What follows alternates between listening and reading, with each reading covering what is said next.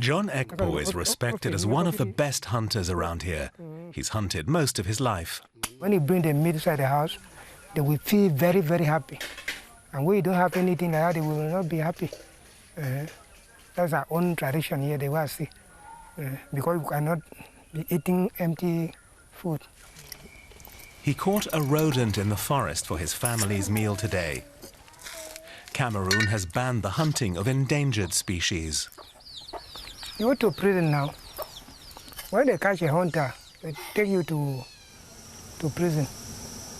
By they, he means the rangers here in Korup National Park in the west of the country. Park rangers considered a good job. Brenda Mue grew up in a city, and there are no hunters in her family. But she's learned to spot the traces hunters leave behind. I don't smile with hunters because I know that they want destroying our forests. I don't joke with hunters. When I meet a hunter, yeah, I will show him that I am a woman with a different. Don't you know that it's forbidden to enter Korup National Park and hunt? It's a real problem. People living in what is now the national park have always eaten animals they find in the rainforest, including species that are now endangered.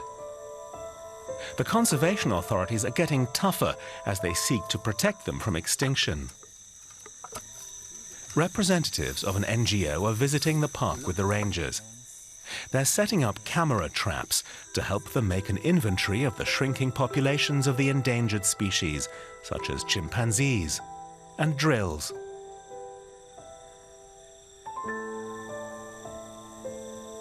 Forest animals are a primary source of protein for people here.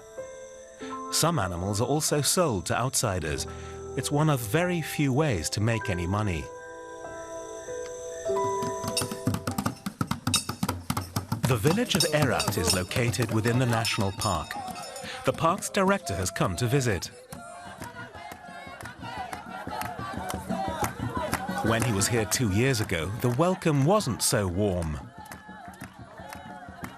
But now the park administration and the villagers work together. If they abide by the rules, they receive significant material benefits, such as solar electricity. This time, making the local people become the center of conservation efforts. So for the first time, we were consulted at every stages. We now became convinced of the fact that we could have different ways of earning a living inside the national park. If we follow this management plan, this zonation... What alternatives are there to hunting? The villagers and the park administration have, together, agreed on different zones and set up signs to mark their boundaries. The protected rainforest, the communal forest where local people can gather wood, and the area where they can farm. John Ekpoh, the former hunter, has been farming for years. He's approaching 60, and hunting was becoming very tiring. He grows cocoa, bananas, and mangoes. But conservationists want to persuade other hunters to follow his example. John Ekpoh says he and his family are better off now as farmers. And more than 100,000 francs. Even the way I see that money, I thought even I just pick that money on the ground because it's very easy money. I don't know if I just remain inside the house here. At times, that's how I'm pruning cocoa like this. Maybe harvesting is very easy because when you harvest, you break it only to sun and sell. Not as hard as used to have a lot of pollen. Hunters spend long days and long nights in the forest. It's a dangerous occupation. So why don't they all turn to farming? If I have a problem and I need money immediately, you go for the way to get the money. Cocoa trees, okay, it takes some time. These cocoa trees here, you have to plant them. You can plant some food crops when you plant them, so you have some first income. And they bear fruits after 4 years, so there is some difficult time to pass. At the village assembly, the village chief has proclaimed a ban on hunting. The heads of all the families agree to the ban and to the penalties for infringements. 10 men surrender their guns to the park rangers.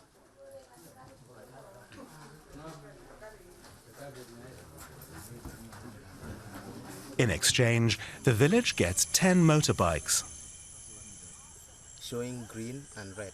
What does it mean? Here. Now these men have to learn how to drive them. Yes. They used to be hunters. Now they hope to earn money as couriers or by providing taxi services. That's an option now that a path has been opened connecting Erat with the outside world. Before that, you had to hike for 6 hours to reach the nearest village. In the rainy season, when the river was high, even that wasn't possible. The new bridge is set to be completed by April. For them it's very important to have access to the market, but also access to other services. Trade goods can come into the village, and the people can also easier go to school, see the doctor and other things. John Ekpoh says he hopes they don't widen the path. He doesn't want to see illegal logging destroy the forest and his world. Korup forest is a friend to me. If this forest is disappear, I might even die myself. I also can disappear.